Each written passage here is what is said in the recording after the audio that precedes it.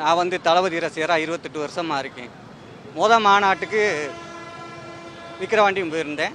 இப்போ 2வது மாநாடு எங்கள் ஊரில் மிகப்பெரிய மாநாடு, இந்த உலகத்தவே திரும்பி பார்க்க வச்ச மாநாடு மதுரையில் நடந்துச்சு. மிக வெற்றிகரமாக நடந்துச்சு. சரி, அப்படியே நாமக்கல் வந்தோம்.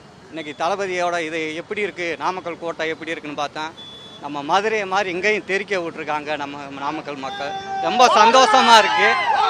மிக்க மகிழ்ச்சி, சந்தோஷமாக மதுரையிலேருந்து இங்கே தளபதியை பார்க்க இங்கே முன்னாடியே வந்திருக்கோம்ன்றது நினைக்கும் போது ரொம்ப சந்தோஷமாக இருக்குது. நான் 28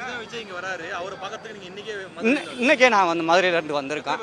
நாங்கள் இன்றைக்கி ஒரு 15 பேர் வந்திருக்கோம்.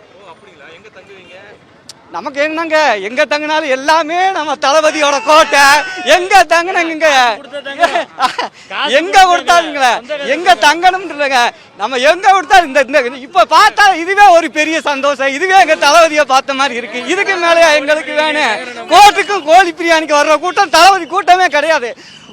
தளபதி தான் என்னைக்கும் 2026 தளபதி தான் கோட்டையில் உட்கார்றாரு. இந்த மதுரையில இருந்து வந்துட்டு இன்னைக்கு பேசுற அரசியல் எல்லாரும் விமர்சனம் பண்றாங்க. திமுக திட்டுறாங்க, சீமான் திட்டுறாரு. உங்களுக்கு பேசுறேன், உங்களுக்கு மைக் தர அப்புறம் பேசுங்க. உங்களுக்கு கடுமையா தமிழக வெற்றி காத்துற விஜய் வந்து திமுக திட்டுறாங்க, சீமான் அவர்கள் திட்டுறாரு. அதை எப்படி பாக்குறீங்க? அண்ணே, ஒரு வளர்ச்சின்றது எப்படின்றத வந்து எங்கள் தளபதியை பார்த்துட்டேன் தெரிஞ்சுக்கிறேன்னு. நான் சின்ன வயசில் எம்ஜிஆரை பார்த்தது கிடையாது, காமராஜரை பார்த்தது கிடையாது. ஆனால் அவங்களோட ஆட்சியை பற்றி கேள்விப்பட்டிருக்கோம், அது நல்லா தெரியும்.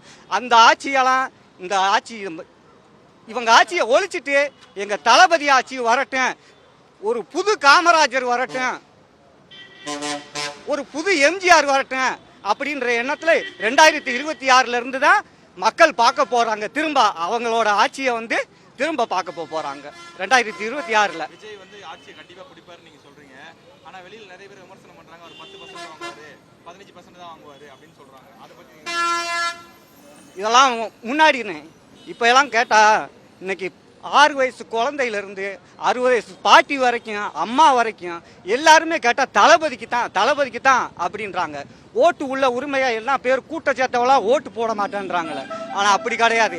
என் தளபதிக்கு இந்த வர்ற கூட்டம் உண்மையான கூட்டம், உருத்தான கூட்டம். இது 2026 என் தளபதியை கோட்டைக்கு அமர வைக்க போற கூட்டம் இதுக்கு பூரா.